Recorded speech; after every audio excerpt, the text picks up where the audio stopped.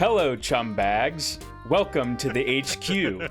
You are listening to the Respawn Station podcast. My name is Nick Sivak, and I'm joined by Sri Kandula. Hello there, everybody. It's a pleasure to be here for the second week. That's right. We made it to week 2, which means it's smooth sailing from here. This is, I don't know, a cakewalk at this point. Yeah, Nick, how are you doing after the pretty we had a lot to get through in the first episode. Yeah. How are you feeling now that now we can just hang out, crack a cold one open? Have a that's cool what we do 55-minute podcast this week. Yeah. I'm doing good. We had a lot to talk about last week, a lot to touch on, a lot of catching up to do, but think this time will probably be a little bit more streamlined, a little bit more laid back, like you said. Just got a couple things to chit chat about. So, what about you, Sri? How have you been in the week since we spoke? You know what? I'm doing good. The first episode has been up for a day now. As of when we're recording this, and the reception seems to be nice. So that's always welcoming to see. Because obviously we're on a new place now. It's a foreign channel. But that being said, you know what? I'm excited to talk about some of these games because there's one that I was playing when Nick joined the call, and I think the first thing I said when he joined was "fuck," because I was dying, not because Nick joined, of course. We totally get along, and we're really good friends. So Nick, I suppose there's no better way to start this conversation than my asking, what are you playing? Yeah, I can guess. I can guess what you're playing already based off the discussion from last week. But what else are you playing? Yeah, let's get that one out of the way first because I have less to say on it. But continuing from our first return episode, where I was playing Tony Hawk's Pro Skater 3, I have hopped into Pro Skater 4 to continue replaying that before the remakes come out this July. Without the 2-minute timers, Yep, the original experience. The unsullied experience. That's only in Uncharted. Good one.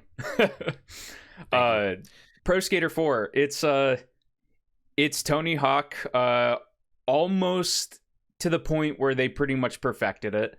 I am more so. Basically, Tony Hawk's Underground was the first one that I played, and so there's a couple more gameplay tweaks that they made with that game that, like, I think make it like the ultimate Tony Hawk gameplay experience. There's a reason why the biggest like fan kind of PC version is Thug Pro. It uses the Tony Hawk's Underground 2 engine, or like that build of the game. But Pro Skater 4, it's very close to that game feel with like, the more classic kind of goal structure. There's not really like a narrative per se. There are, like we mentioned before, there's conversations you have with NPCs, but it's like, a line or two of dialogue and then you're on to some other wacky task versus following like a story. And yeah, I'm about halfway through it. It is a bit longer than the other games. So, instead of being finished with a level in 10 minutes, you might be playing for like a half hour or an hour for the levels in Pro Skater 4. I've played through the game before, but the one thing that I kind of always forget about Pro Skater 4, while I love how it controls and how it feels, some of the goals in this game are like really frustrating. And like what the tasks you have to do. Yeah, and it's like there's just like a little bit of jank in some of them that make it not feel so great. Like there's this one specifically where I was playing on Alcatraz, which is a pretty fun level, all things considered. A fun theme, like this abandoned prison and everything. Yep. But there's this one goal where they spawn in a ramp that has like a loop-de-loop in it, and you have to jump off of the ramp onto a target that's out in the water, and you get points based on how close to the center of the target you are.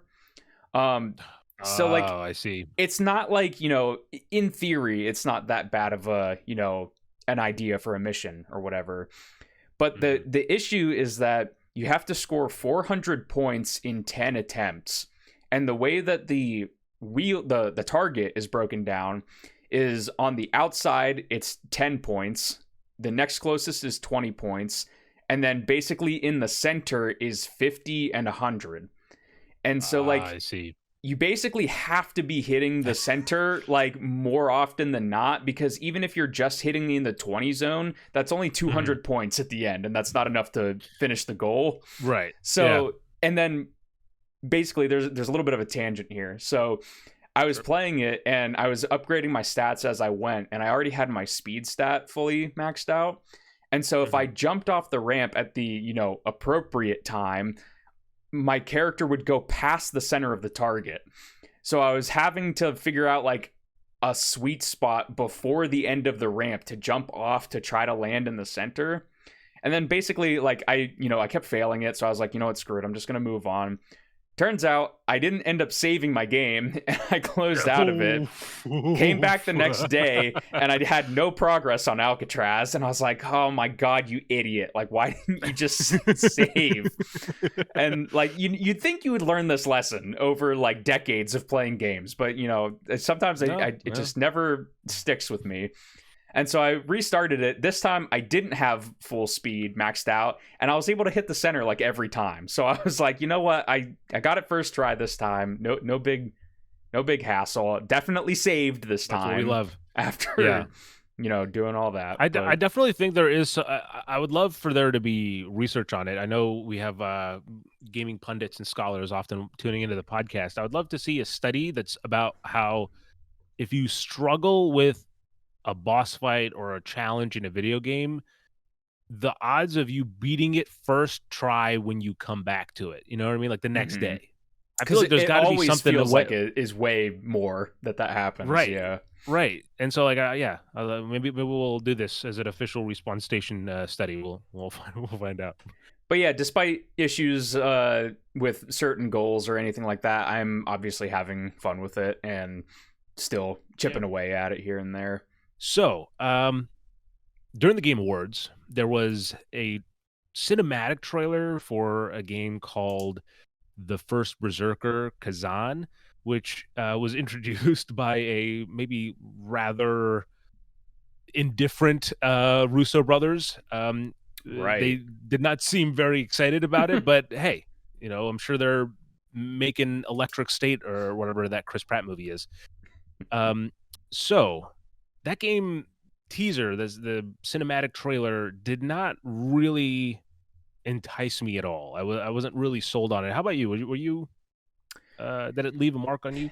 I remember in the moment feeling it was weird because we had seen gameplay trailers for it previously. So to have like a cinematic trailer in the Game Awards, I was like, what are we doing? But see, yeah, it didn't really do much to remember me. That. I didn't even remember the gameplay at all. And so I was looking at what to play on this here Steam Deck, and it just happened to be that there's a demo for the game, which actually comes out in 2 weeks at this point.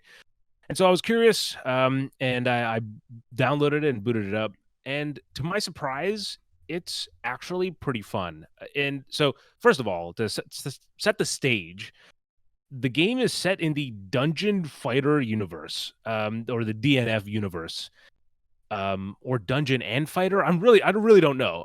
But it's from the developers of Neopol, who I also think made the Dungeon and Fighter games as well. Mm-hmm. And this is sort of a prequel. It's set like I think a few hundred years before that, so I don't think you really need any prior knowledge to go in. I certainly didn't have that. And you play as would you believe it, Kazan, as he is essentially he helped the Empire. From what I understand, he helped this Empire defeat this dragon, and then the Empire was like, hey, he's a traitor. Him and his best friend are traitors. And then they I don't know if there's a point in the game where I'm like, I played like an hour of it or so. And I don't know if there's a point in the game where it makes sense why this is such a mentioned point, but they're like, yeah, they tortured him and then they cut off his tendons in his arms. I'm like, what? Why is that detail so specific? But no, he's in a bad shape, and as he's essentially being the game starts with him being escorted in a celled cage in the wilderness so that he can just die. Mhm. But then something happens. He is set free, and then this like disembodied, malevolent voice takes over his body, and we start the game. It's very much so a Souls-like. I don't know if you knew that already. I'm guessing if you saw gameplay, Yeah, you did. I thought I it didn't was really. like an anime kind of Souls game from what I remember seeing. That's a fair assessment of it. I will say, speaking of, I mean, it is definitely anime leaning, but I really dig the aesthetic. The game has some. Again, I'm playing on the Steam Deck, so definitely not maxing this thing out. Probably somewhere in the mediums, Mhm. but it plays really smoothly, and there's some really nice, just like scenic views, scenic vistas The that thing you that can sticks in kind my of. head it was like fight scenes in like a snowy forest or something like that. That's the starting of the demo. Yeah, Okay. it's the snowy region. There's few. There are bosses in the demo as well, but there's also like a few smaller bosses that are like they'll give you a little bit of a challenge, but they're not going to be super super difficult. And I so far I really dig it. So like I said, I didn't know that it was a Souls like, but it very much has everything that you expect to have in a Souls like. So instead of a bonfire, they're called Blade Nexus here, where you can essentially use up not your souls, Nick, your lacrima to upgrade your character stats. And then as you're playing, there's the you know there is melee attack, or sorry, stealth attacks as well if you sneak up behind someone. And then as you're battling, sometimes an enemy will get like this red bubble on them, on their like hit marker, and if you press the B, which I'm sure will change based on what console you're playing, it does what's called a brutal finisher or brutal move, and essentially it does massive amounts of damage, but also you recover some stamina when you do it as well. Hmm. Um, and also, I don't know if it's because I was really good at it, so I found it more satisfying. But the parrying is really fun. Like if you parry at the right time, it gives you this like nice little effect that it's kind of like satisfying. But also, if you dodge at the right time, it gives this. Look again. I'm not a really big Souls like guy. I've only played Lies of P as my first real Lies of P and Chronos Before the Ashes are the two kind of Souls like that I've ever really beaten. Hmm. So I'm not sure, maybe I'm saying something that's like, oh yeah, this is like common and every, whatever. But there's this one thing I find really nice is if you're dodging at the right time, like right before the attack happens, if you dodge, it gives this like cool um move where you can see the outline or shadow of where you were and then where you are now. So almost like like Okay. in an anime when you like move really suddenly, Yeah. in or like yeah, it's kind of that effect. And I was like, oh, that's kind of fun. That's I like the way look at that, the way that looks on screen. Um, yeah. So again, overall, it's an hour or so that I played. There's definitely more to experience in the game, and it comes out later this month. But if you play the demo and you're like, oh, this is awesome, I really want to play it, and you purchase it, you can actually pick up from where your demo ends and just Oh, kind of keep nice. playing as well. So I always yeah, so appreciate it when far, a demo lets you carry that over. yeah, no, I agree. So surprisingly, I'm kind of digging it. Will I be picking it up day one? I'm not a Souls player, so that would be a much more of a tough choice to claim, but more fun than I thought I would have with this game. Hmm. I'd be actually really curious about what you think, because obviously you have a little bit more of the Souls like pedigree behind you, so maybe you could offer some more insight. But yeah, is it Yeah. on your radar at all? I'm curious. Like, did you have it on? Like, was it ever Not something really, you're looking out for? honestly.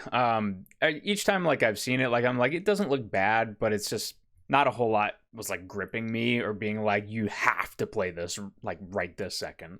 Um, Yeah, yeah, and obviously, from software, like people get attached to the things they know, and so it's hard for me to like even with something like Lords of the Fallen, it's hard for me to kind of break out of the like I'll play the From yeah, Software ones. I'll play the good shit, right?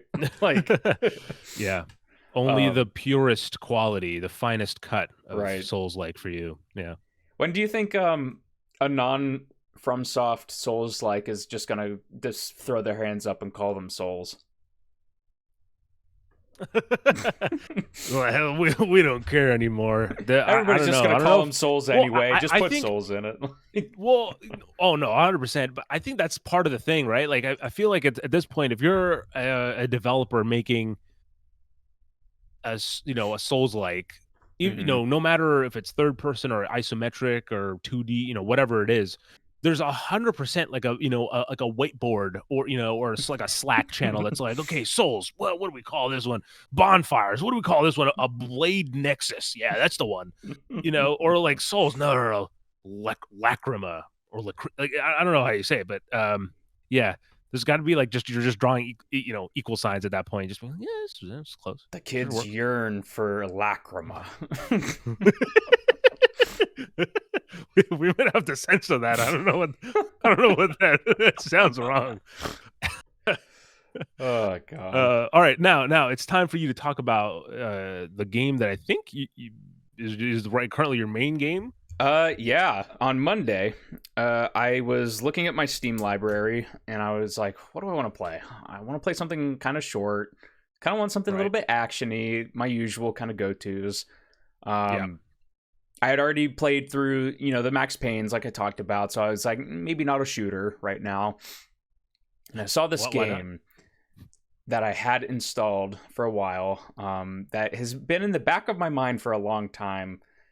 Finally decided, you know what, I'm going to give this a try. And I started playing Guacamelee. First of all, is this not a PlayStation title? You're committing blasphemy by playing a PlayStation title not on a PlayStation? I'm just trying to understand that correctly. Is it? I thought it was just on everything. I thought it was a PlayStation exclusive. Let me see. Guacamelee wiki. Could be wrong. Wiki. We'll find out live. No? Oh.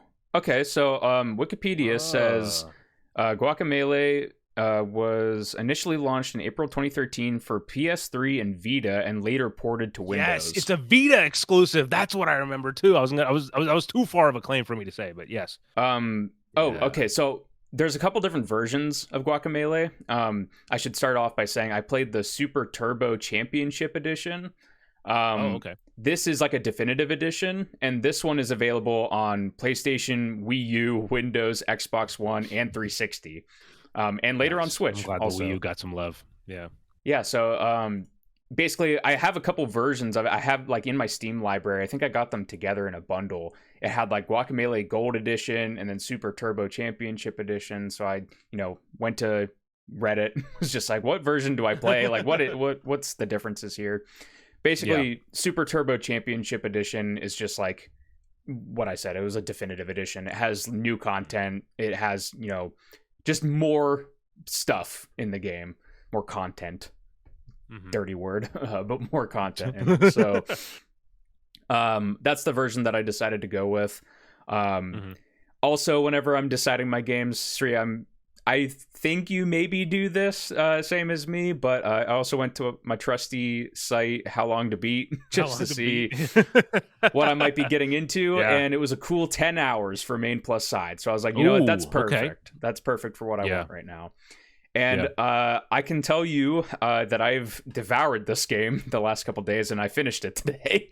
So, oh shit, nice. Yeah, it took me about. So how okay? I was gonna say, like, how long did it take you? Is How Long to Beat accurate? Fairly. It took me about 9 hours to finish it, and of course, I didn't do like 100% everything, but I did enough of it to be like, okay, I saw the game, right? Yeah. It's like I missed like treasure chests in areas, and it's like, some people might consider that, missing out on stuff, but usually it's like, a treasure chest is in a room and you have like a little platforming puzzle or something to do. But yeah, I finished the game. Broad strokes, Guacamelee is a platformer beat 'em up Metroidvania. If I had to give it genres, Okay. those would be the Okay. three main things. I think those are what I also kind of had in my head about it too. Mm-hmm. It's it has this like kind of like Mexico kind of inspired stuff. Like you play as like a luchador. Like luchador. Mm-hmm. Yeah. And a lot of the art direction feels very like inspired by like you know, like the different kind of color aesthetics and stuff that you see in like Mexican artworks and things like that.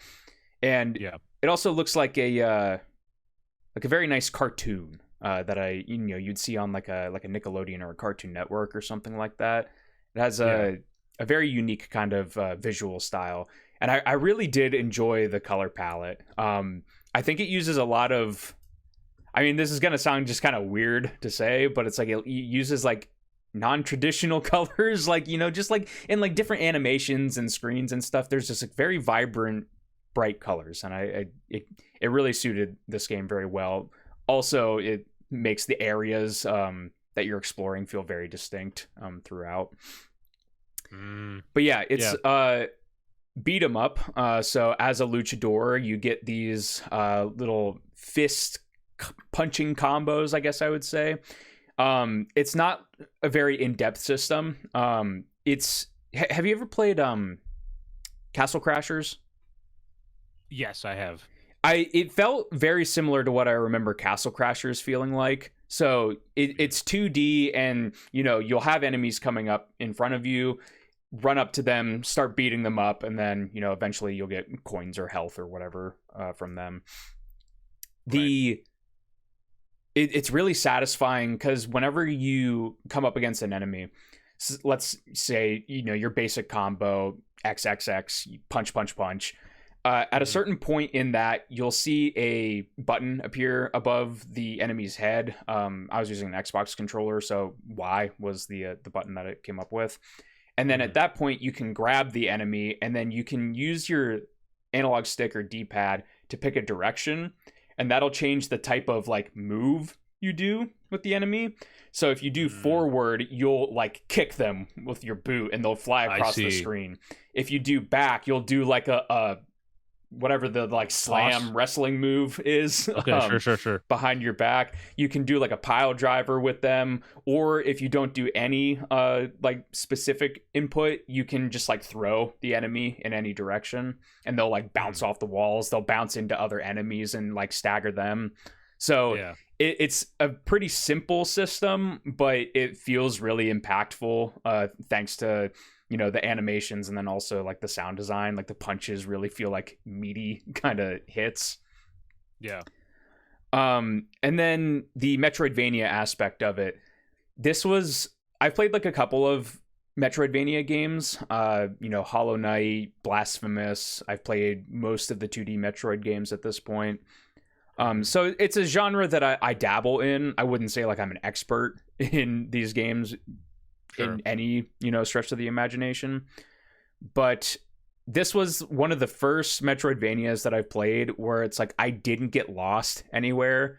Usually I get lost in these games and I'm like, I have no idea where the heck I'm supposed to go right now. Like, I don't know if I have the right abilities I need. Like, my map doesn't really look super clear. But all throughout this game, like, it was pretty clear where I had to go, where I was in the environment, and, you know, I just didn't get lost all that often. So I have to give them a major, you know, pat on the back for that one, because there's nothing worse when you're like engrossed in a game and then you just waste an hour because you have no idea. Where do I go from here? Exactly.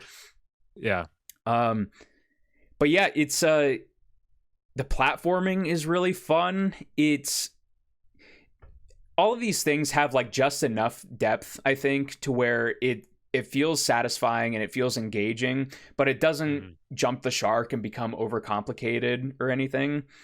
The one thing that I will say started giving me some frustrations were like optional kind of challenges that the game has to see, like, you know, to get certain abilities and things.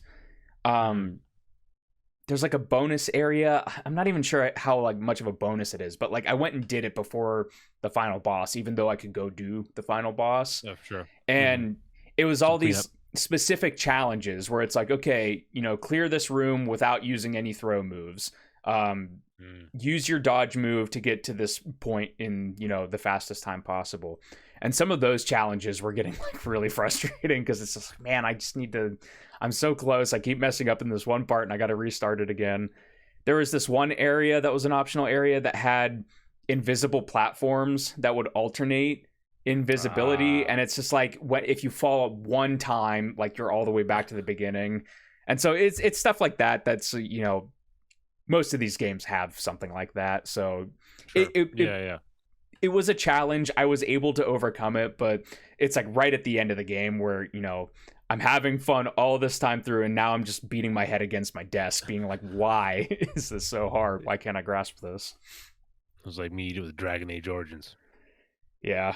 Except at least, you were able to finish the game, though. That's a good sign. Yeah. Overall, I really enjoyed it, though. Like, I think, the music, the sound effects, the visuals, the gameplay, like, it pretty much had it all, and it didn't overstay its welcome, which I really appreciated. I think there were some areas where the platforming, I think, could be like a little bit tighter, where like you're jumping through platforms that, you can jump through the bottom, and then if you're above it and you land on top, you land on top. It's a thing that like a lot of games do.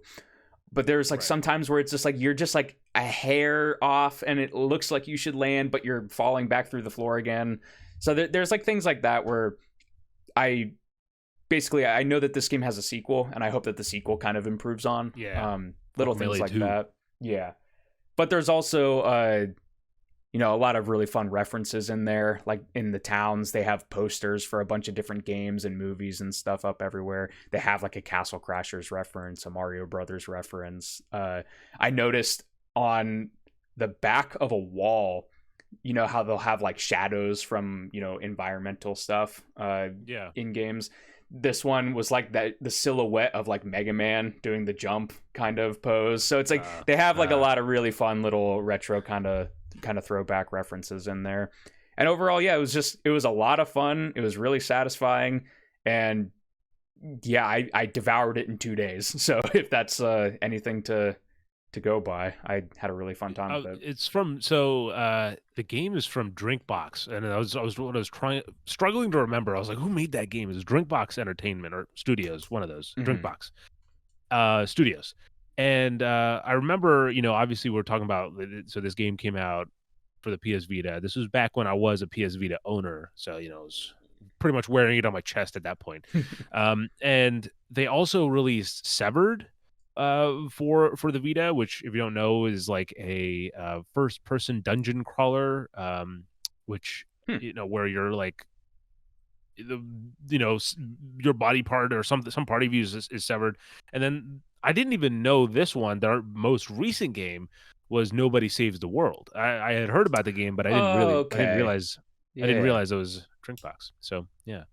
And there's of course Guacamelee 2 in there as well. And just to round off their lineage, they also made Tales from Space Mutant Blobs Attack. So nice. That sounds up my alley. yeah. But yeah, Guacamelee, a lot of fun. It sounds like it, dude. It's been on my list for a long time. I'm hoping to get to it myself. If you're in the mood for a platformer or a beat 'em up, I would say hop in. Well, no, 9 hours for you, 10 hours to beat probably means like 11 hours for me, somewhere around there. Oof. All right. Now, I took a big gulp of water because I need to prepare myself for what I'm about to talk about. I think Nick and I talked about this game a few weeks ago, and we had both stated that we were not going to play it. But I've had an itch, Nick, okay? And I went to the doctor, and the doctor said, "Yep, you need a Bethesda-like RPG." And so I decided, against my best judgment, to check out Avowed. Now, here's the thing. This game has very polarizing reviews. It's one of those things where some people are like, yeah, this is pretty good. And then some people are like, this is the worst RPG ever made. And so I decided to give it a go for myself as I'd never beaten an Obsidian RPG before.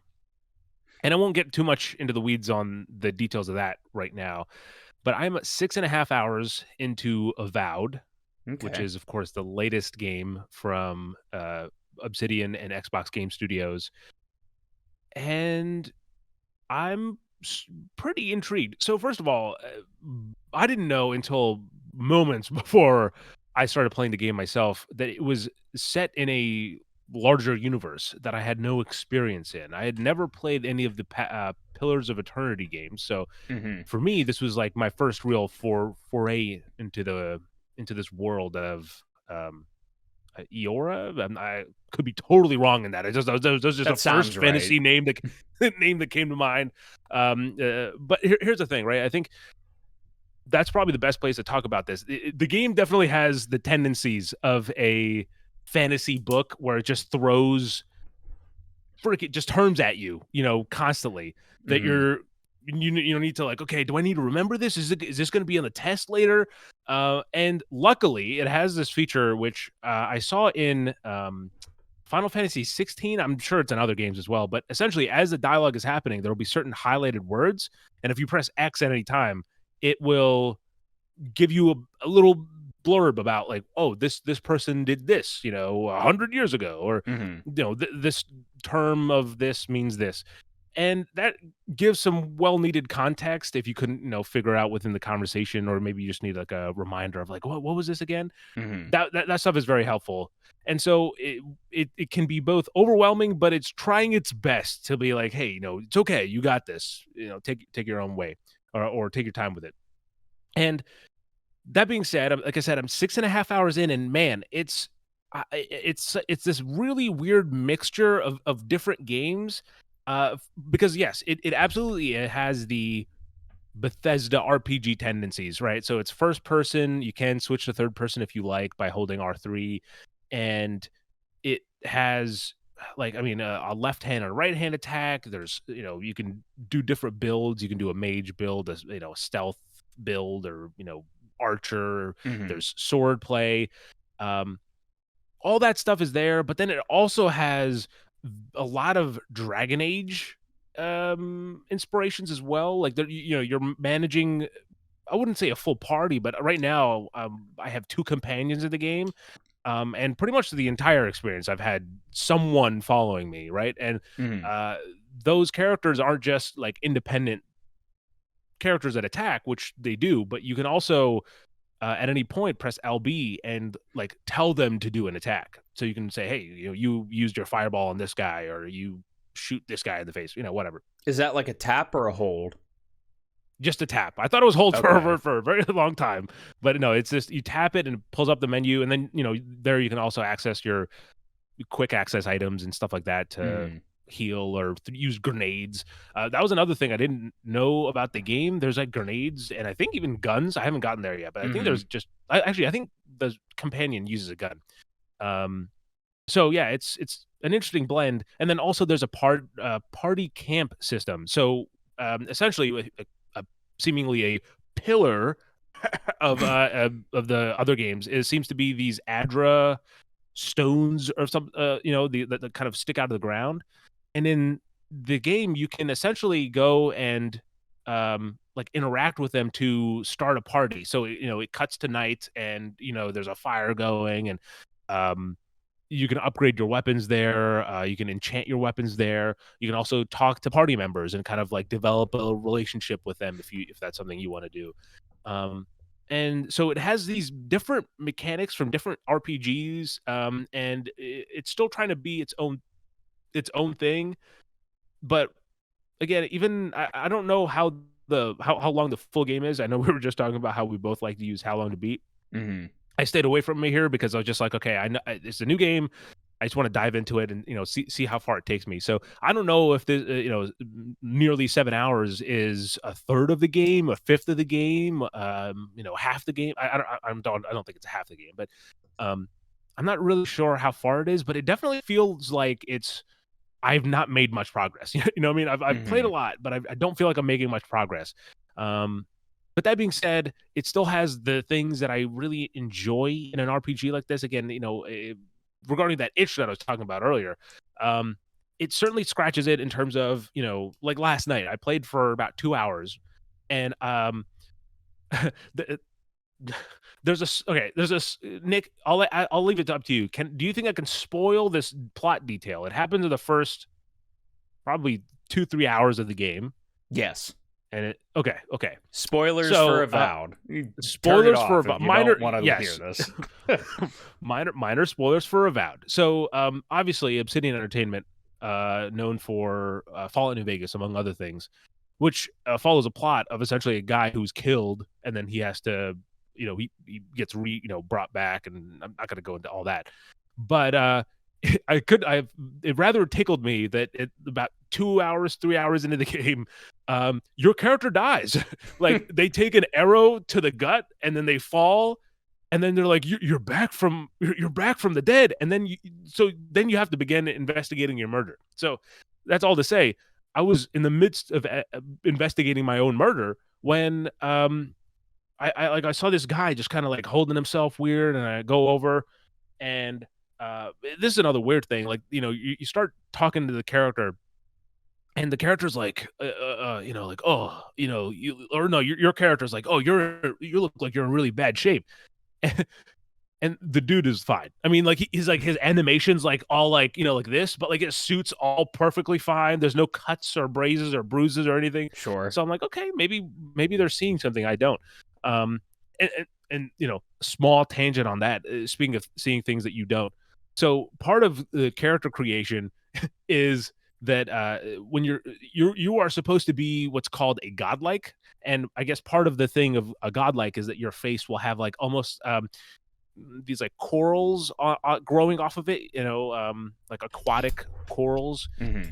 And and so I'm doing something a little bit different in my playthrough, which I've never really done before, which is I'm playing through my game as a fictional character from a movie series that already exists, and not no and in terms of like, okay, every decision I make isn't from the point of view of me making it, it's the point of view of that character making it, is the idea. And so I was like, okay, the character that I'm playing as doesn't have the the fish things on his face, or so I was like, okay, there's a option to turn that off, turn off that dialogue or whatever, or turn off the face thing. But it's so weird now because I'll go up to characters and they're like, oh, what, your face? And I'm like, there's nothing on my face. It's just my face. Anyway, getting back to the point, I talked to this guy who's apparently injured, but maybe only inside because I don't see it. And he's like, you gotta help my team. They're out in this cave. And so you go in this cave, and an hour, maybe an hour and a half later, I'm going. Or maybe an hour. I'll say, I don't want to get too crazy, but an hour later, I had this whole like detour of finding this temple and exploring these ruins and small little puzzles and yeah, the whole. That's exactly what you kind of want from, at least that's what I want from a Bethesda RPG. Reasons to kind of get sidetracked. And so at least in that end, it's kind of serving its purpose. And so I wouldn't say it's an amazing. It hasn't really left a strong impression on me yet. Like, it's not an RPG where I'm like, oh, I have to get back and see what happens next. But I every time I sit down to play it, I am curious on what is going to happen. So yeah, Avowed, more to come.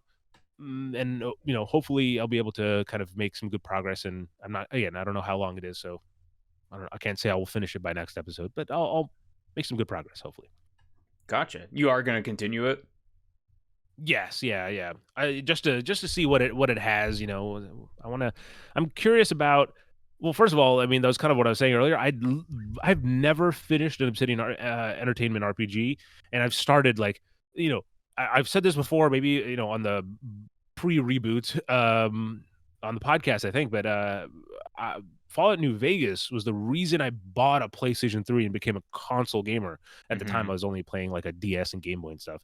But I've never finished New Vegas, and I own it now on like 4 different consoles.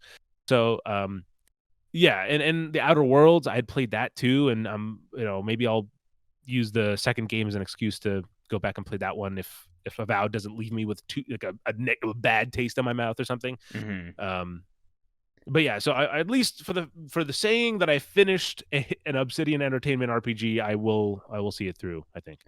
Yeah, you mentioned that we had talked previously, and we were both like, don't know if we're gonna play it. It's like Outer Worlds. I mean, I've played a lot of Obsidian games, and it's like Outer Worlds I Right. enjoy because I'm more into sci-fi than fantasy. So like, even if Outer Worlds 2 is like a comparable type of game to Avowed, it's like You'll I'm still still gonna play be more that over. interested in that versus, Avowed. I'm still obviously Yeah. interested in it. Like, I'll probably play it at some point, but kind of like same with First Berserker Kazan. I was just kind of like, there's nothing really here that like I have to play right now. Like, No, yeah, I agree.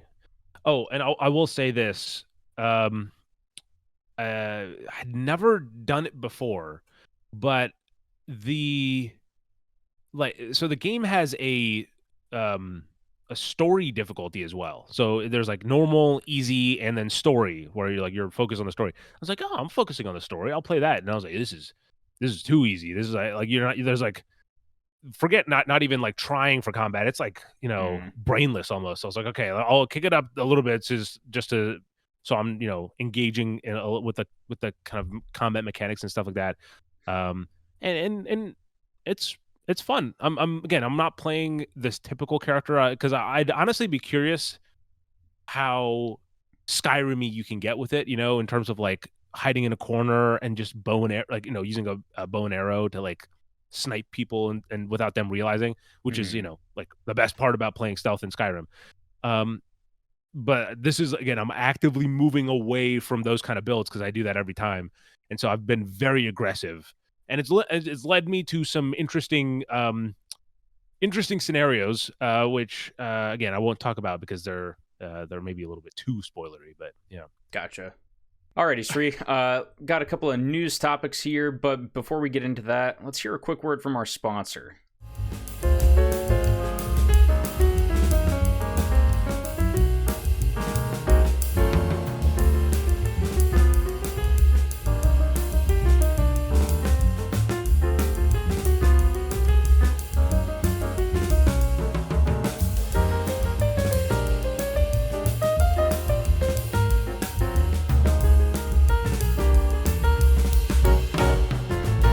Alrighty, now we're back. Sri, Blizzard. There's a there's a blizzard warning, Nick, but thankfully it's not for another year and a half.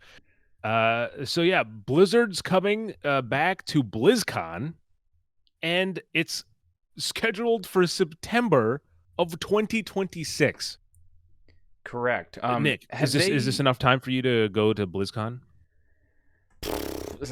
As I've only played the beta for Overwatch, I'm not sure I would be in quite esteemed company at BlizzCon. But correct me if I'm wrong in thinking this. They haven't had it since like all the scandal and everything, right? That was like kind of like they're like, we're not going to do BlizzCon, and then they've been gone for the last couple years. Yeah, so last BlizzCon was November of 2023. Oh, okay. And they started in 2005. So we're quite a few decades at this point going into BlizzCon. But yeah, I saw there was like a little teaser trailery thingy that they put out. Hold on. It actually seems that they might have it could be a tendency that they just kind of skip generally, because the first BlizzCon was 2005, and then it was 2008, 7 and 8, so they skipped 6. Okay. BlizzCon 2009, 10, 11, they skipped 12 and 13, and then 14, 15, 16, 17, 18, 19, and then they skipped 20, 21, 22, and then they back for 23. I don't know why they skipped in 2020. I don't know what happened. I don't know why they would do that. Yeah, right. Sometimes you always gotta forget about, global pandemics. Yeah. Or problematic workplaces. Yeah, we just gotta forget about that. Yeah. BlizzCon, though, I mean, seemingly from an outsider that doesn't really pay attention to Blizzard all that much, I think typically I've noticed whenever there is a BlizzCon that they usually have stuff to talk about, at least in some fashion for their games. I mean, there's that infamous Diablo Immortal, so you guys have phones, right, or whatever thing. So maybe they don't always land with people, but at least interesting to know that they're planning on having another convention and probably have some stuff to talk about. Do you have any idea or inkling or interest in BlizzCon and or Blizzard? I'm not actually familiar with how familiar you are with Blizzard. I've pretty much played nothing. Yeah, no, I think this is just more of interesting that they're coming back to it. I do agree that usually they have something to show, so I'd be curious to see what is announced. Look, over Overwatch 3, who knows at this point. It might be the thing that saves them. The second one certainly didn't. I think I'm not sure. It's conjecture. I'm not sure. So honestly, it's interesting that they're back. By that point, I'd be curious to see how the whole public kind of opinion on Blizzard is. I feel like they've gone through so many different kind of variations over the years of, oh, hey, they're doing this, that's good, and then I think there's a point where Blizzard was at the top of their game, and then things kind of the foundations were shaken a little bit by multiple blows over the last few years, and so I'm hope they put on a really cool show, and we don't talk about phones anymore. One thing that I've heard, again through osmosis on like other podcasts I've listened to and stuff when talking about Blizzard, is potentially the idea of like World of Warcraft coming to consoles. You see like Final Fantasy 14 got a console port, I think like last year or something like that. I think it would certainly be interesting. Obviously World of Warcraft is like this weird beast where like it is still popular, and they have like two branches of it now. They have like the WoW Classic and Modern WoW. So I think that would be like a worthwhile announcement, I think, if they were planning something like that, especially being like, play World of Warcraft on Xbox first or whatever. You get, even if it's not an Overwatch 3, you get like, oh, here's this new wacky crossover we have. They did like Cowboy Bebop and stuff. So they'll probably have something for that. And then I'm assuming like a new Diablo 4 expansion or something like that. At the bare minimum, that's kind of what I would expect going into it. Yeah. So again, we have a while to go for that. But one thing that's a little bit closer is the Triple I initiative, which, if you don't know, is essentially an event that started last year. It was a digital showcase that was really the core mantra of it can be summed up in three short sentences. It's no ads, no hosts, just games. And so they have a bunch of world premieres during the event. They also show off gameplay reveals and give official launch dates and stuff. So, previously in 2024, they showcased stuff like the Rogue Prince of Persia, Pal World, Risk of Rain, V Rising, Brotato, Streets of Rogue 2, and there's a lot more that I'm not going to go into, but that gives you an idea of the kind of the caliber of games they're working with. And earlier this week, they announced that Triple I is coming back, or the Triple I initiative is coming back in 2025. We don't have an official date or anything like that just yet, but we just know it's coming soon. And there's been quite a few of the studios that I kind of mentioned, like the developers of V Rising and I think the Slay the Spire devs as well. Like they've kind of teased or cross promoted the Triple I initiative. Sure, it could be that it's just a fun, like, hey, make sure you check out this really cool thing that's happening. But also, I think it wouldn't be a crazy thing to say that they probably might also have things to showcase during the event itself. So yeah, Triple I is back, baby. Yeah, definitely one to keep an eye out on. I like the idea behind Triple I. Wasn't it like it was supposed to be like AAA indie was like the thing behind that? Yeah, definitely potential for some cool announcements there versus something like I don't want to be rude, obviously, because it's trying to uplift like smaller indie games and stuff, but like sometimes the stuff like Future Games Showcase and stuff, sometimes these kind of pop up and they're like, okay, like it's full of all like trailers and games that we've seen like at all the other showcases and stuff, and exactly what you mentioned before, there's like, you know, the hosts that have the pre-written banter that comes off as not great, and Triple I, from what I remember, Nick, wasn't too bad though. Exactly. That is, you know, you could have told me that was from one of those showcases. Like, yeah, I mean, look, this season we don't talk about it often, but this entire season is actually, we're recording it because it's scripted by AI. So yep. Yeah, we're very excited for this new initiative. I hope no one thinks that that's real. That's you know, I have to say that's a joke legally. Now, Nick, you mentioned the Future Game Showcase, but how about the past game showcases?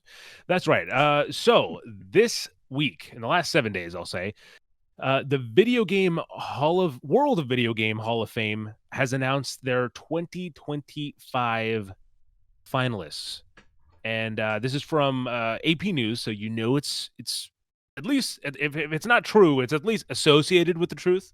And the 2025 finalists are, Nick, Age of Empires, okay, Angry Birds, Call of Duty 4 Modern Warfare, nice, Defender, Frogger, GoldenEye, Golden Tee, Harvest Moon, Mattel Football, Quake, NBA 2K, and Tamagotchi. Quite a lineup. And so by the time you're listening to this, the voting will have already closed, but for the last week they've essentially held votes on, you know, which one will be kind of inducted into the Video Game World Hall of Fame. And the winners will be enshrined on May 8th at the hall's new space inside the Strong National Museum of Play in Rochester. So that was pretty cool. A little fun retro news. It is weird to think that Call of Duty 4 and Angry Birds are qualifying for this, but or even Tamagotchi, like whenever you say video, like it counts for sure, but it's like, yeah, my mind doesn't immediately jump to like, oh, Tamagotchi, yeah. It is always interesting because I've seen these, you know, finalists come out the last couple years, and it's always interesting to see, or like kind of piece together where the thought process is with some of the finalists and stuff. Like, I don't know if they do it like bracket style or if it's just like, you know, a group of people being like, maybe these games, and then everybody votes on them. But yeah, there's definitely some stone cold classics in there. Call of Duty 4 is like, you know, that's insane. When you talk about genre defining video games, like that thing catapulted Activision to the point they are today, I would argue. So yeah, and look, Golden Tee, I didn't actually, I'd never heard about it, but it's actually a golf game, which now makes so much sense. You know, it's interesting that like Tamagotchi, you know, this is not where I wanted this topic to go, but I am curious now that I'm thinking about it. But like Tamagotchi, obviously very iconic in terms of, at least from our childhood, of being like, oh, you know, people had like clipped to their backpack or something, you know, their Tamagotchis. But the cool part of that was the fact that like you were able to keep this thing that was for, you know, like on the go with you, but like you can do that on your phone now. So I feel like it's, you know, you can like, oh, why would you want a Tamagotchi when you can just have it on, like an app on your phone that lets you do that? But I think that part of the novelty is that the thing that it's like this whole little device is exclusively for this little virtual thing that I have, like a little virtual pet. You know what? The state of current physical media, there's a market, I think, for Tamagotchi to come back. Apparently they never left. The store that I work at, really? A couple years ago, we had Star Wars Tamagotchis in stock. So, dude, that I would. It looked like a little R2D2. That would have been. That's pretty sick, actually. Yeah, I don't know how popular they are, but I guess they're still. Well, did you sell out of them, or are they still there? It took a while. It took like over a year, but I did have them and sold out of them. What do you think's gonna get in? I honestly, I think Call of Duty 4. I think look, we have to look or Quake, because I think if you yeah, I'll say if I have to pick two, that I'll be like, okay, these are the top. For me, I'd say Age of Empires or Quake. I don't play Age of Empires. I just know it's a significant game. Hmm. And I think I was going to say Call of Duty 4 because I'm obviously biased and Call of Duty is something special to me. But I think COD 4 or Quake kind of transcends that. It's like Sure. the OG shooter. It's the thing that kind of spawned so many other shooters. Like it's like Doom. So Hmm. yeah. What about you? Yeah, I sort of have that Call of Duty 4 bias also. I could honestly see Angry Birds though, weirdly enough. Like when you think of like mobile games, like Yeah, that's that's like the fair. quintessential mobile game outside of like Fruit Ninja or something. But I feel like even, Angry Birds that kind of pierced Candy Crush, I guess would be like a better comparison. Like those ones kind of pierce Like the our sponsor. Yes, yeah, Candy Crush. exactly. um Yeah, so I could see an argument to be made there. Golden Tee, like I understand its inclusion and stuff, but I don't know, something like that or like Defender even would really Yeah, I they are agree. very important games in their own right, but some of these just kind of like I feel are like a level above some of the other ones. Yeah, no, I agree. But we're not biased, so we can keep a level head. Hmm. All our discussions are totally rational. Uh, Now, Nick, let's talk about this unannounced, unannounced Xbox handheld. So this is from Windows Central, who essentially said exclusive. Xbox's new hardware plans begin with a gaming handheld for later this year, with full next gen consoles targeting 2027. The 2027 part with next gen consoles, that's like pretty much understood.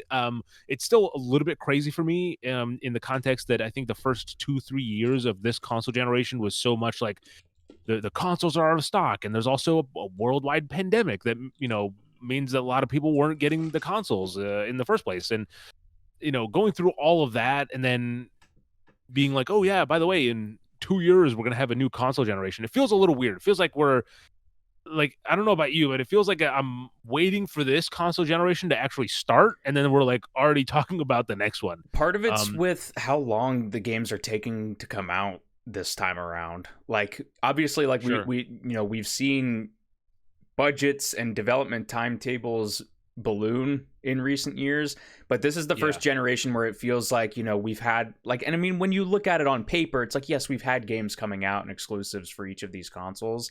It just feels like Yeah. maybe it's because a lot of them are sequels or something like that. It just feels like we haven't had like a significant departure from previous generations. Yeah.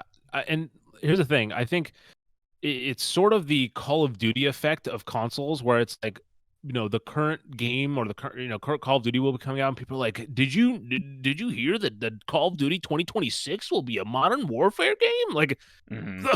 2025 isn't like hasn't even been announced yet. I Hmm. mean, people are still barely, yeah, it's certainly, and you know what, you kind of briefly mentioned this regarding kind of budgets and stuff. So I thought this was crazy. Do you know this was like a thing that came out a few months ago? Do you know what the budget of Black Ops Cold War was, Nick? Cold War. The game budget, yeah, the development budget of Yeah, Call of Duty Black Ops Cold War. I'd say probably like 160 million maybe. You fucking wrong. You're fucking wrong. $700 million, Whoa. Nick. I'm a little off. $700 million is the budget of Call of Duty Black Ops Cold War. Jeez, It was yeah, I in thought like, a I mean, court filing. 200 million I thought was like, that's probably on the high end, right? So just go like Yeah, maybe a little yeah. bit for the older game, but dang. Yeah, no, I had no idea, honestly.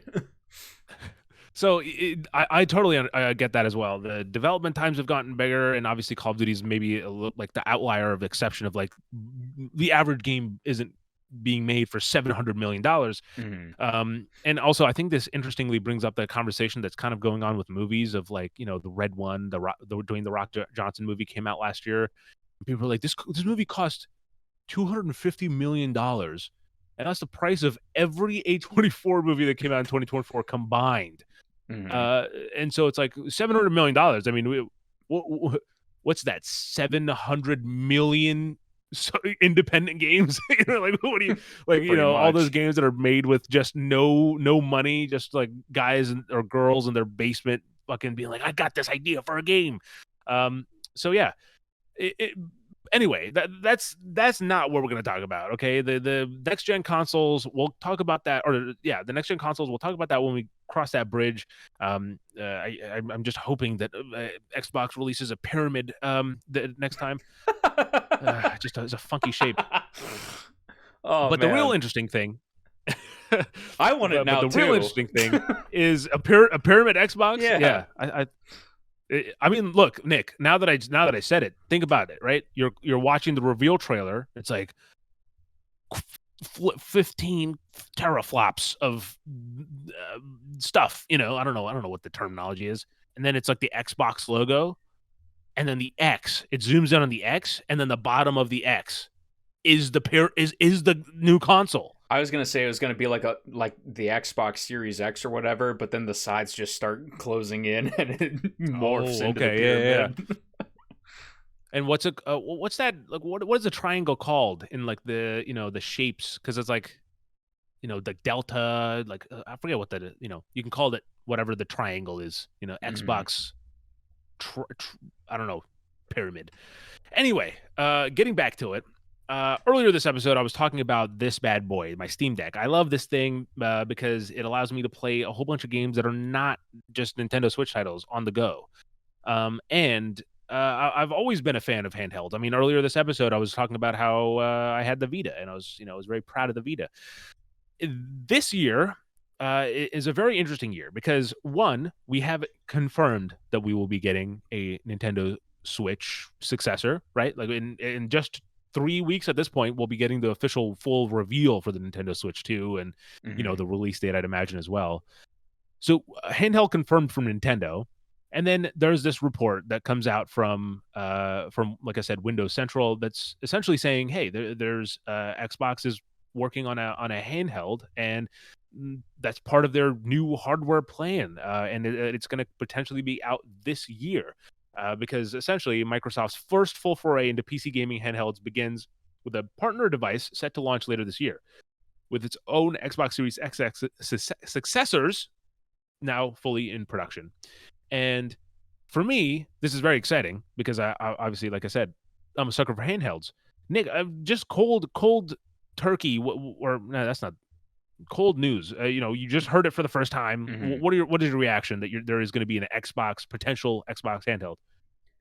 Um, Not surprising, honestly. That's kind of ever since, obviously Switch kind of came onto the scene and in somewhat traditional Nintendo fashion kind of dominated the market, right? People were like, do we really want like a portable hybrid console? The answer was yes. It sold like Yeah, hotcakes.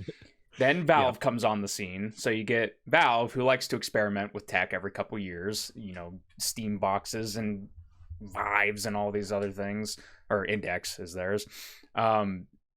So they come out with Steam Deck. Hey, it's basically Switch, but you can play your entire Steam library and PC stuff. yep, Then I feel like it was after Steam Deck is when you start getting like all the companies are getting in. You have your like Lenovo devices, you have your, yes, you know, HP, I'm sure probably has one or something like that.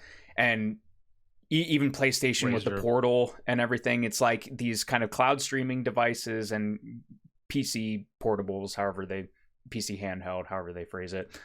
yeah. So Xbox getting in on that, especially with the entire marketing push of this is an Xbox, and they're just So throwing you are watching this on an Xbox. like exactly like I don't think it's a surprise at all that this is something that they would Yeah. be pursuing.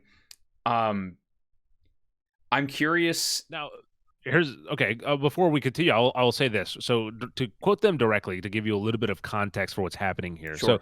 Microsoft is working with a PC gaming OEM uh, that on the Xbox branded gaming handheld that's surprisingly slated for later in 2025. It's codenamed Keenan, and this gaming handheld will look unmistakably Xbox as when we're told, complete with an official Xbox guide button and Xbox design sensibilities. So probably, you can picture the triggers and, Hmm. the probably the back where you're holding it has that same Xbox Series XS controller, like grooves and stuff like that. Sure.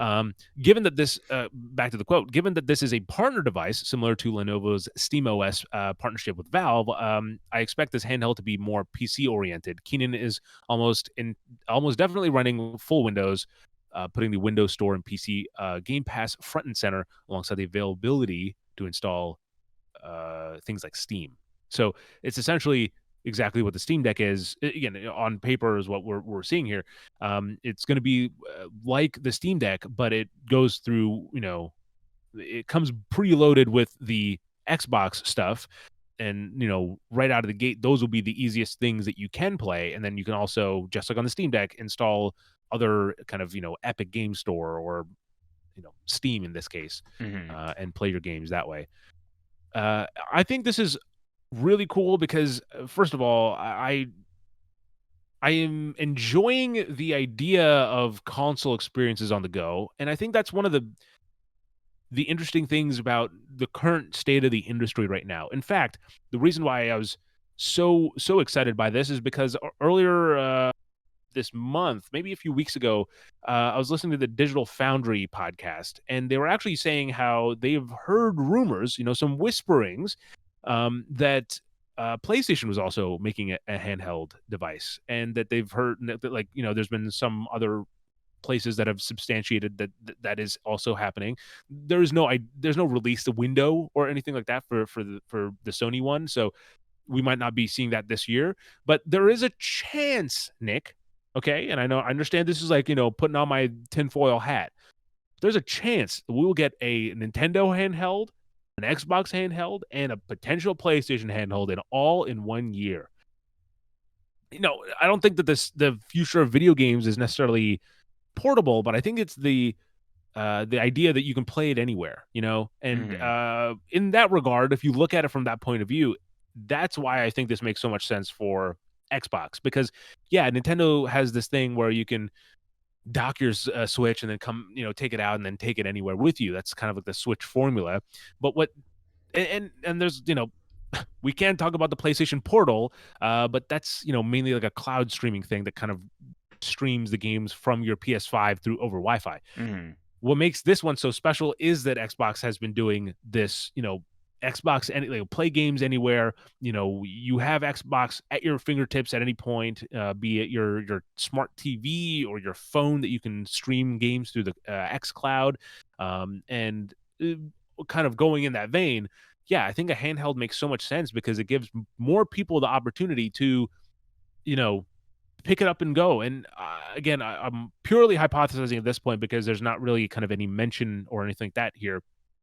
But uh, first of all, I think the potential of what Xbox could do with this hardware, if it's well optimized and everything, is super interesting to me. Like, I think that one of the most exciting things about the current gen consoles is Xbox's quick resume. Like, that is such an Hmm. awesome and understated feature of the Xbox. And I'm not saying necessarily having a quick resume directly from, like, you put down your controller on your Xbox and you pick up this thing and it's going to quick resume immediately. That would be like crazy if that was were the case. But either way, some sort of like well optimized kind of hardware from Microsoft or backed by Microsoft from Xbox would be really cool. Yeah, I think the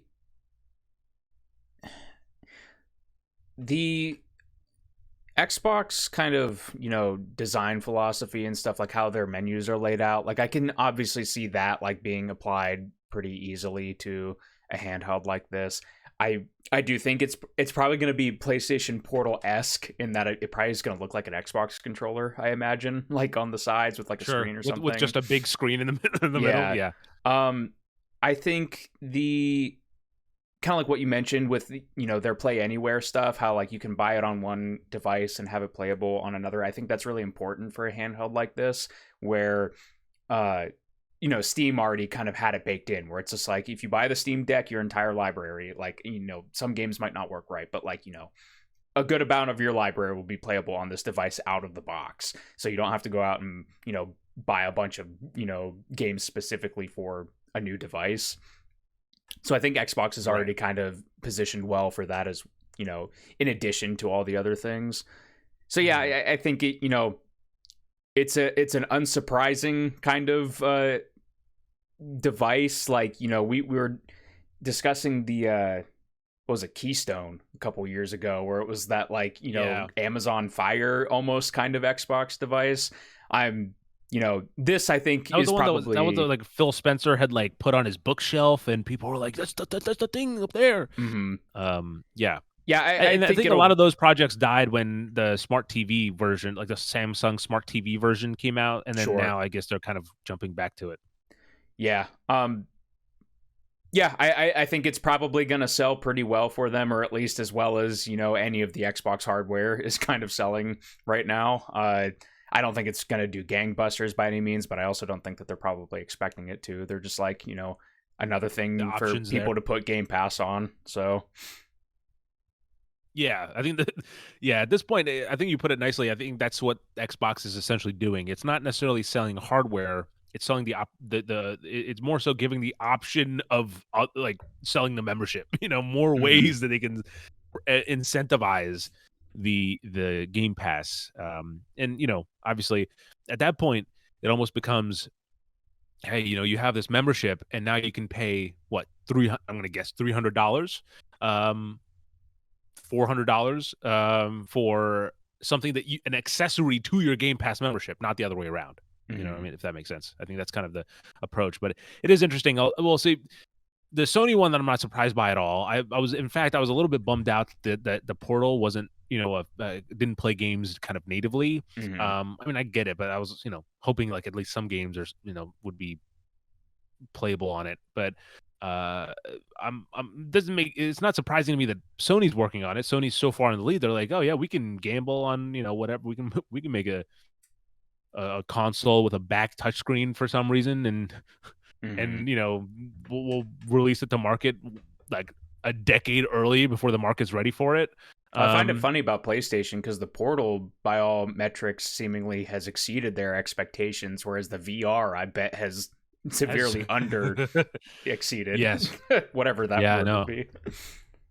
Yeah, under delivered, yeah, Yeah. for sure.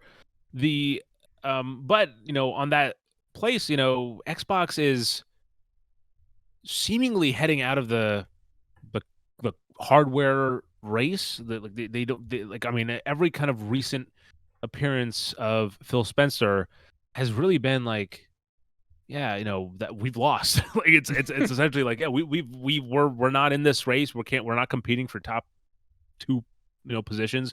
And the reality is that, like, and I think he essentially said before, you can't. There's no situation where even if something like Starfield or Avowed was a 10 out of 10 game, that people would be like, rushing to buy an Xbox console at this point. So Hmm. interesting that they're still investing in the hardware, um, and I hope it pays out for them. I'll certainly, I'll be getting an Xbox handheld for sure if the option is available eventually.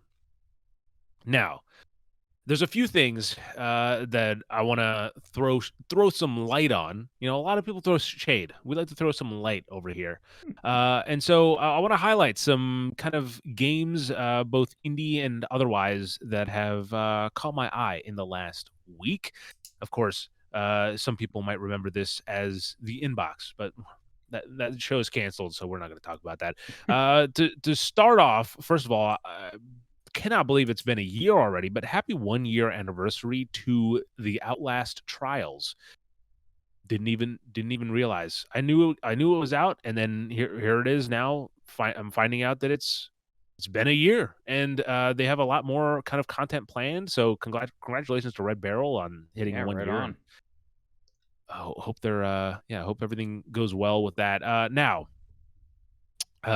this is an interesting one. It's called Odinfall. It's from Fireshine Games and Emberpaw Games. It's a mythological action roguelite that's available now in early access. So, battle armies of warriors and robotic Norse gods and fast-paced, intense twin-stick action. Choose from various playable characters, including a Viking moose. Unlock new skills and defeat hordes of enemies to bring Odin down. This one sort of looks like like a vampire survivor-esque type of game, but again with kind of Norse mythology coding into it. So looks good if you're looking for one of those kind of games. This will certainly scratch that interest. The next one really caught my eye in terms of just visuals because it kind of first impressions is like, is this Minecraft? But with like more pixels. But no, this is from Voxray Games. It's called Voxel, formerly called Voxlands, and this too is headed into early access on Steam.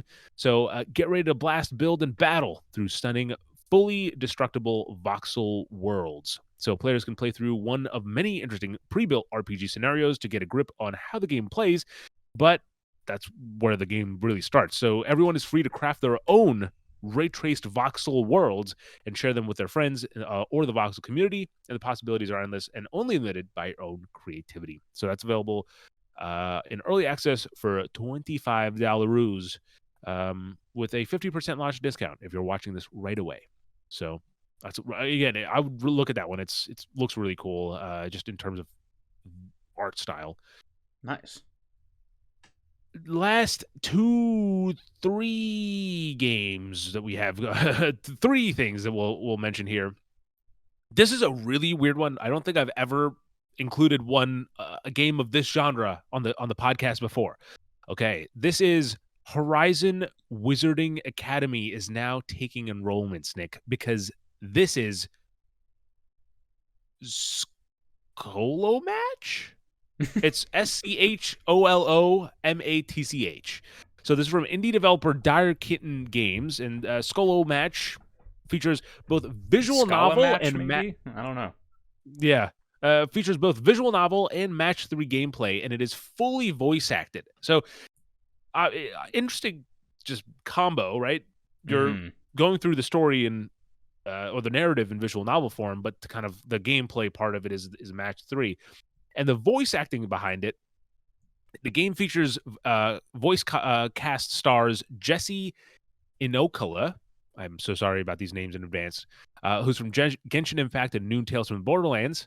Sally Beaumont from Warhammer 40k Rogue Trader. Jingle Delaton Delion from Pokemon Arceus Wish and Diablo 4. And a few other voice actors that people might recognize as they play. So, interesting one. This is expected to be released in 2025 on PC via Steam, but there's a playable demo, so you can check it out now and play it for yourself, and also maybe figure out how to pronounce the game for yourself too. Second to last one.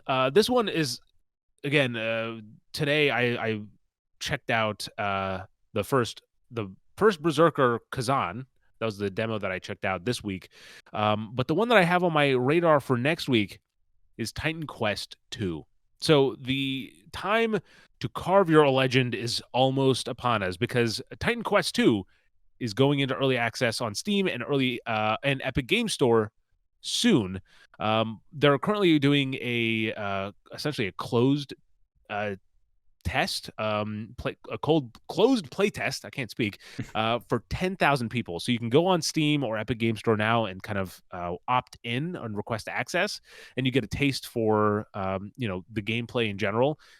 I'll tell you what, Titan Quest 2, I haven't played the first one, but it looks really, really nice. And I again, it's not a game genre that I've really ever delved into, but I think what Grimlore Games has done here is really impressive. So I'm not likely to jump into it excessively in kind of early access stage. I prefer to kind of get the full package and play it that way. Hmm. But it is eventually going to be coming out to PC, PS5, Xbox Series XS. So, keep an eye out for this one. And if even if you don't get into the playtest, at the very least, I'm sure your favorite streamer or whoever, or your favorite video game news coverage site probably has coverage of it. So yeah, I highly recommend looking at Titan Quest 2 because it looks very nice. I don't know what the team size of that. Have you seen Titan Quest 2, Nick? I think I have, but I honestly having I difficulty mean, remembering it. I don't. So kind of looks like a Diablo. I was gonna I'd say, ask if but it like was like more. an action RPG. That's what I had in my head. Yeah. Yep. And it just looks really crisp. Again, I don't know what the team size is, but they're doing good work. Yeah, right on. The last story is actually not a game announcement or anything like, or sort of. So this one's a bit different. So M10, a next generation video game developer and publisher creating fresh competitive multiplayer games, has unveiled a $3 million seed round investment raise through the support of strategic partners, including Sui Foundation, GSR, Big Brain Holdings. I'm not going to go through all of those. What you need to know is that M10 is founded by Mattia Mohammed, along with Lars Butler, who's the co-founder of Tryon Worlds and co-founder and CCO Martin Kappel, game director at Ubisoft on Assassin's Creed.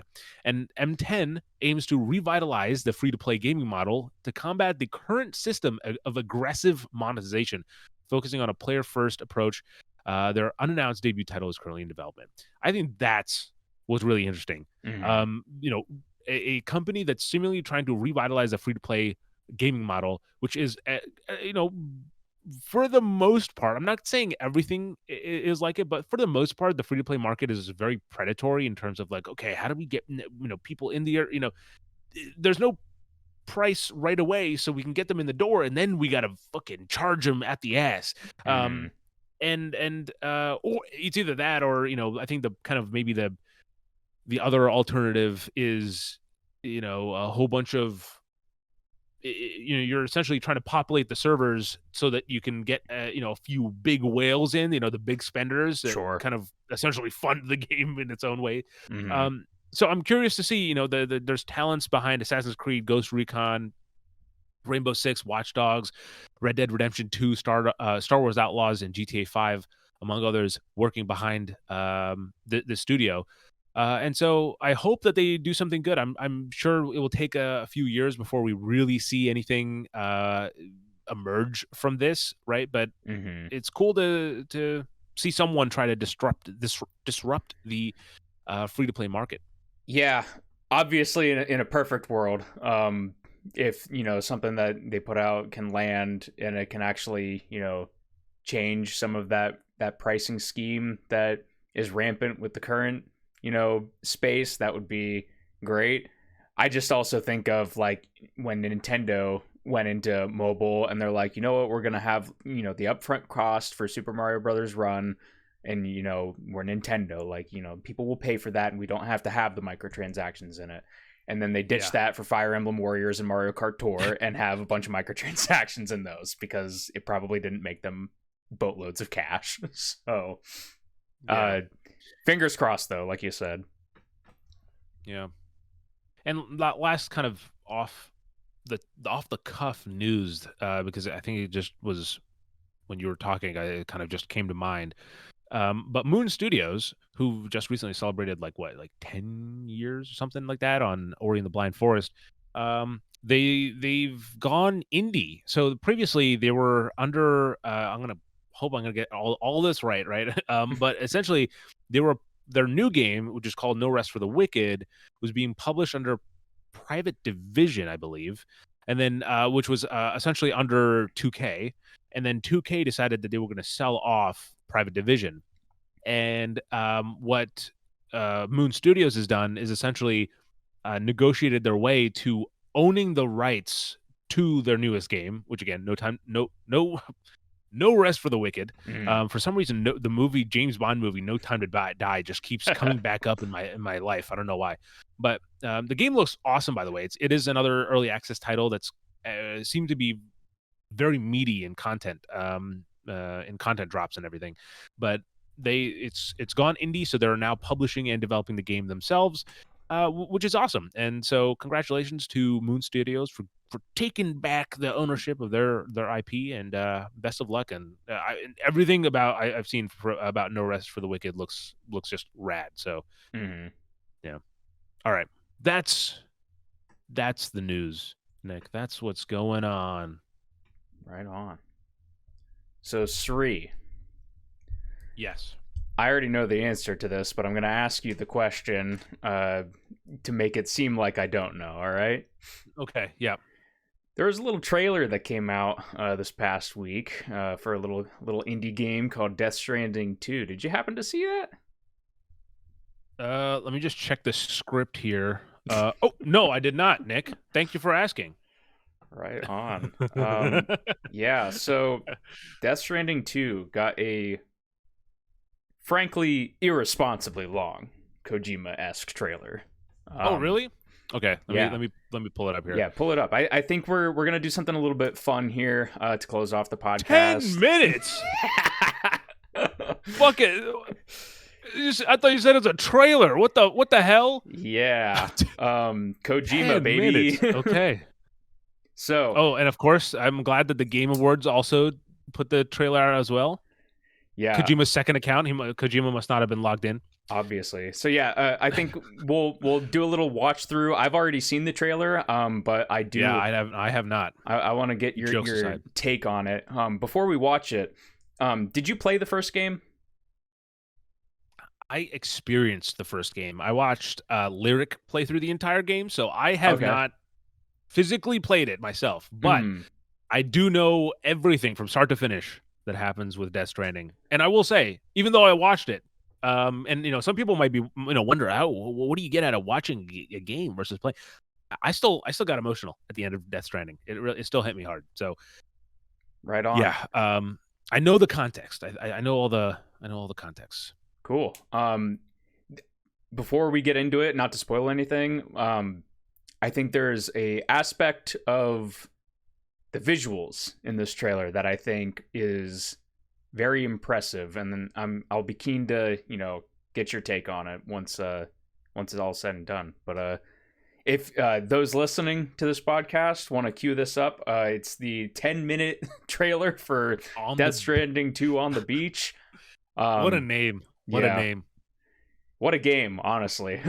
But let's give it a countdown here. We'll go on go after 1.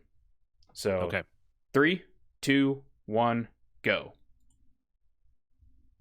I'm rolling. PlayStation Studios. You, sir, are an unrepentant criminal, guilty of illegally entering our country on multiple occasions. The only thing that I'm guilty of is doing your dirty work.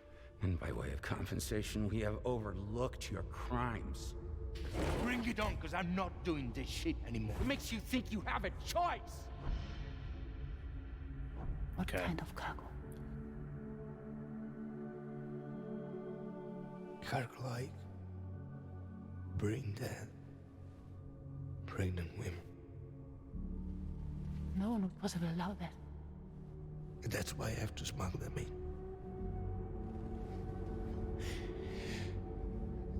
They make me bring them over from Mexico. Decima engine. This will make its presence known shortly. in between us. It was a mistake. Oh. No. No, it was not a mistake. It was not a mistake. Ah, there it is. Gotta have the baby.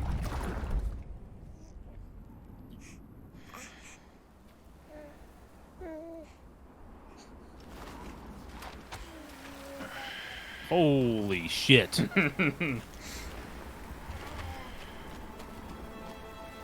Wow. 11 months after the birth of the UCA. Okay. Servers line the beach. Whoa. Deliveries have been automated. A plate gate connects the Connects the continents. A new ship rides the tar currents. Holy shit. The lore drop currents that shake the earth. A mysterious faction spreads.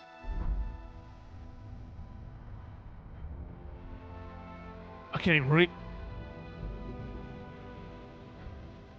The unending sixth extinction. Final journey with the dead. Wood Kid? Do you know Wood Kid? No. He's from. So I remember him very fondly for the Assassin's Creed Revelations trailer. Get a load at these environments, though. Dude, it looks crazy. Like, Death Stranding I mean, 1 this is is a familiar. good-looking game, but, like, this is, like, definitely a step above. Well, I think it's like the shadows of like the rocks and everything. That's where it's like really you can tell like. Oh snap!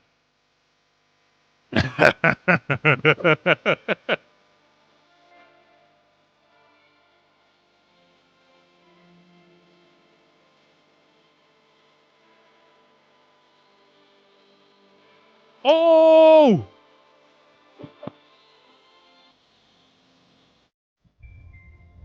I couldn't protect you.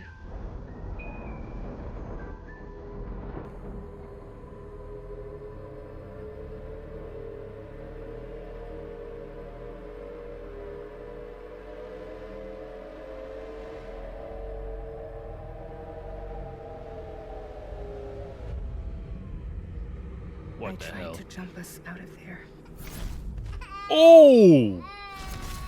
but I could only take my equipment with me, Oh! and I couldn't possibly think of Lou like that. There was no way for the two of us to escape together. The best I could hope for was to jump Lou out. Just Lou. Dude. What the fuck is going on? That Kojima trailer magic, baby.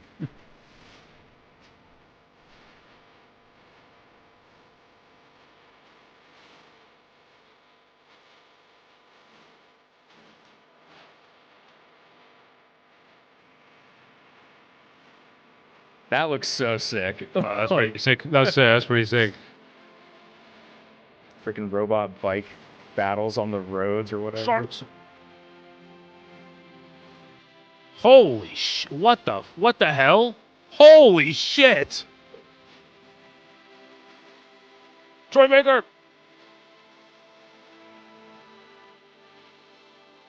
A little bit of the action going in here. More combat in this than the first. That's sick too.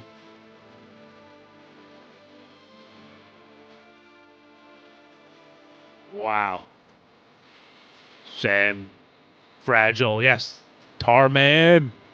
Biggs. Tomorrow. Oh, Elle Fanning's new.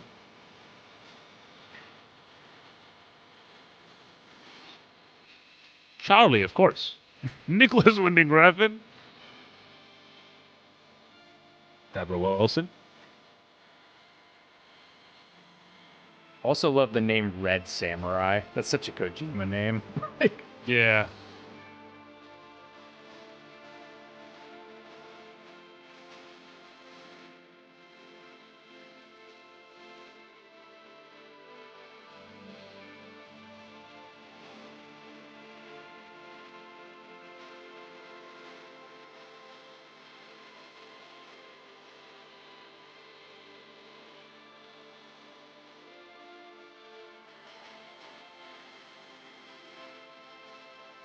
Wow.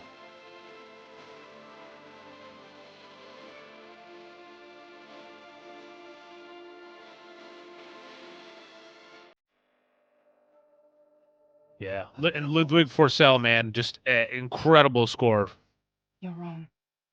Death can tear us apart. We'll always be connected. Cast. We will always be with you, no matter what. Kojima saw the Last of Us 2 kiss scene and was like, Oh, dude, did you see the nose? What the hell? This time, I'll make a lasting connection with oh yeah, I should mention, this is like Return of the King. There's a couple endings to this trailer, so... Oh, okay. For the sake Oh. of the future, we must all come together. As a barrier to the bad, and a gateway to the good. All hands. Brace What for the, launch. what the hell?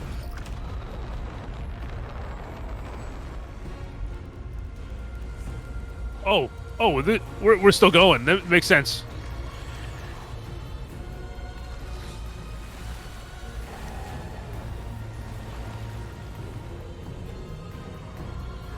What the?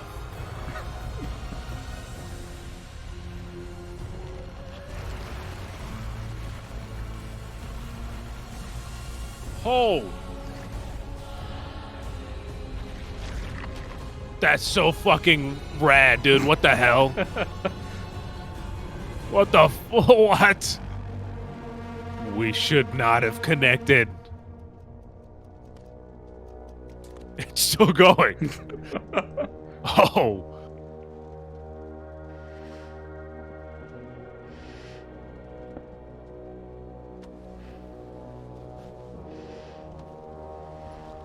What? What? What the fu- A world divided, made whole. With a few sticks for encouragement. The UCA's precursor, the United States of America, had a prominent gun culture. A distinctly American philosophy, and one which would appear to have spread to this continent. The more we seek to unite the people with metaphorical ropes, the more essential June sticks 26th. seem to become. Oh my! I told you, it's like Return of the King. Edited by Hideo Kojima. I couldn't tell. DHB Magellan. Integrate. Hey, what? What? What? What? How are you showing this in the trailer? What? All right, that actually is it now. Oh my god, dude. That's a pretty good trailer, What the- honestly. What the fuck? That was first of all, yeah, okay. Kojima is fuck, obviously. What I find so interesting about Kojima is as someone who's kind of recently gotten to actually experience his games, honestly have never actually played a Kojima game myself. Mhm. So definitely a noob in that regard. But just from like a presentation standpoint, what I think is so interesting is how Kojima has all these different actors and like voice cast and everything that in his projects, but they all are somehow aligned on making a Kojima game. You know what I mean? Like Mhm. they're all look like. You look like a character in this, right? And you look at Troy Baker, for example. He's in everything. Mhm. He's goddamn Indiana Jones for Pete's sake. But at the same time, Troy Baker in this, he looks like, oh yeah, that's a Kojima character first. It's not just For sure. oh, that's Troy Baker. Which is I think is crazy. First of all, the collector's edition of this comes with a letter from Hideo Kojima. Oh man, I didn't even see don't that. gotta tell me. Don't gotta tell me twice. Yeah. So apparently, I mean, obviously, they do the the crazy thing of if you get the collector's edition, you get early access early or like 2 days early. Mhm. But you also get a 15-inch statue of the freaking the a Magellan with the I don't know, oil body monster thing. yeah. And then art cards, letter from Hideo Kojima, collector's box, a Dollman figurine, a machine, and then in game you get machine gun like cosmetic stuff and some patches and stuff like that. Pre-order content as well. Okay, wow. You get custom hologram early unlock. Yeah. Anyway, go ahead. What are your thoughts on this? That was. I mean, you saw my reaction of going through that experience. Experience is the key word there. This trailer is definitely an experience. It's the thing that stood out to me were the environments, like first and foremost. Like they like I said before, like the first game is not like a bad looking game by any means. But I think it's the environmental variety this game seems to be having. Like the first game, like it had some different environments here and there, but like a lot of it's just kind of that like black rock, rainy grass with like kind a little of bit vibe. moss green type of thing. Yeah.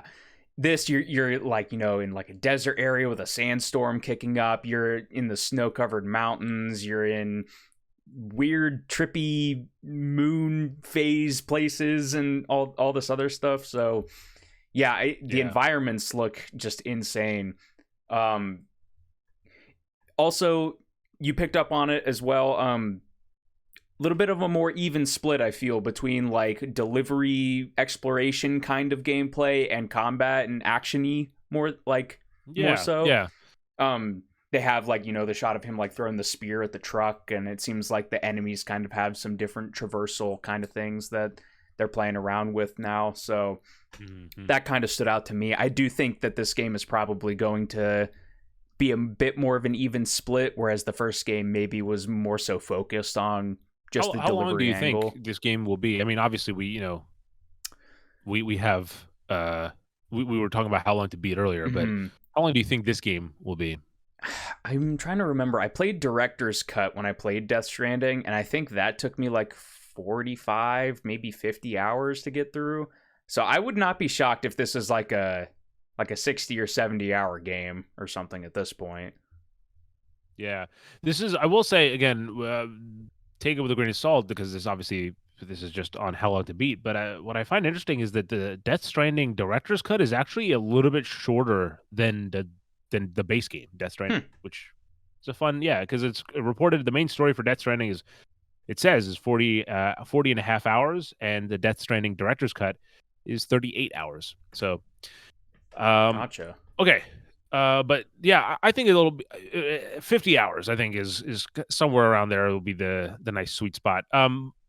But man, first of all, look, I have only experienced the excitement of Metal Gear kind of through either watching people or seeing people get excited. But I was still fucking shocked at that. As soon as he bent down to put the bandana, I was like, no, It's so sick. It's my favorite part of the trailer, and it comes right at the end there. Like it's just, even in the original Death Stranding trailers, when it was Mads Mikkelsen's character kind of in that similar sort of like scenario and situation, those always got the mind kind of like, you know, going. And just seeing this, like, it's an insane shot, man. I mean, like with the skeletons flashing the candles lighting up, and then the fireworks illuminating them in the background. It's so sick looking. And I think, you know, it sure is a really good thing, Nick, that, you know, Kojima doesn't ever really make social commentary. You know, he's just there's no commentary in his games at all. Never. But the stuff about gun culture, it's part of America. It's a part of American culture. That's pretty much. It's prominent. And I think having this character, this kind of like snake-like character, I think it'll be really interesting if it's kind of like this character is almost like a surrogate for like Metal Gear, and it's Kojima kind of, you know, reevaluating maybe some of the like themes of Metal Gear compared to Death Stranding. Like if you're playing with Sam and everything, I think that there's some room for some really interesting back and forth and some themes with that specifically. Yeah. I just have to shout out one of the top comments is you just know Kojima is going to call this legally distinct Solid Snake something like Hard Viper. Which, yeah, hell Yeah. yeah, he is. No, that was a really cool trailer. And 10 look, minutes, it's but 10 it minutes. flies. Yeah. That's what that's what I was just saying. Like it's 10 minutes, at which even my first impression was like, what, 10 minutes. But no, it's such. I think part of it is, and again, it's a Kojima trailer, and that's not just meaning, it's a trailer for a Kojima game. It's literally edited by him. I think most of the trailers that he edits himself, Mm-hmm. and part of that is that you can. It feels like you're being guided through this thing. Like it's very like, okay, look at this now, look at this, and then like it's all very purposeful. But yeah, it looks like a wild ride, and I gotta say, I look, I haven't played Death Stranding for myself, right? But I know I've experienced it. I know I know what happens, and I think the general emotional beats and kind of think like what the game's trying to say. I think that landed for me, right? Mm-hmm. This is coming out June 26th, which is the week of my birthday. So there's just, Oh boy. yeah, I know. So Yeah. I'm looking forward to this. Look, I still think the name is ridiculous. Death Stranding 2 on the beach, but Sure. I'll digress. That's not a hill I'll die on. Yeah, the first like reveal of Death Stranding 2, I remember watching it and being like, yeah, it looks like Death Stranding 2. Yeah. It was a little bit lukewarm. This trailer definitely does a lot better job, I think, at getting you excited for the game. Because Death Stranding 2 was just like, yeah, I know exactly what you said. It was just like, oh, more Death Stranding. I mean, which is fine because the Death Stranding I thought was such a unique game and kind of a unique experience. I still recommend that people check out Death Stranding 1, even if it is just watching it and actually for me, I prefer the watching it because you're almost going through it with someone else, and it's like this kind of a tandem ride. It's like a Mhm. tandem bike through that journey that Kojima sets you on. The initial teaser didn't do much for me. This trailer was really well done, but I think that the original though, like I can still picture the Death Stranding like first teaser, that the Fate the Black and that the cassette player buttons, like that sound, and then a fade in the dead crabs on the beach and like it's Yeah. it's I think Kojima is really good at coming up with we should also say very importantly that it's not that this entire game is the work of a Kojima, right? Kojima is not the Right. guy in the basement earlier that I was talking about that's like, I have this idea and then working. It's a whole team of people at Kojima Productions that are making it. But regardless of that, it's the game director, he's still kind of guiding the vision. And I think the vision that he has is so strong, and the team is so good at coming up with these striking visuals to back up that crazy ideas or the crazy idea. And so yeah, you'll like the fucking sequence that they have at the where it's this Magellan kind of like or oil, I don't know what the term is, but the thing with oil that's coming, being constructed, right? Like it's putting itself together, and then the creme de la creme is the fucking hands that it puts on its like grabbing the head, and that like oh my god, some really cool shit here. So, and while yeah, Death Stranding definitely had a lot of like Kojima-isms in it, right? Like this feels like, this is like PS2 era Kojima kind of stuff. Yeah, no, it's like he's like, this is like, it worked the first time. Then it's essentially you're getting a blank check at this point. To if he didn't have one before, he's got one now of just That was really cool. I'm glad we got to experience that together. Oof. But with that said, Nick, do you have anything else to say about Death Stranding 2 on the beach? Nah, I'm looking forward to it. I'm not sure if I'm gonna be day one there, but certainly nearby. I'll probably be hopping back into Death Stranding. Yeah. Well, let us know what you thought about Death Stranding 2 or any of the plethora of games that we talked about, or the potential Xbox and PlayStation hardware that's also going to be coming out sometime in 2025, potentially. Would you be picking up a Xbox handheld? Let us know. As always, thank you guys so much for watching. We really appreciate it. Let us know by leaving a like if you enjoyed. And as always, until next time, have a good night, good morning, and a damn good time. See ya.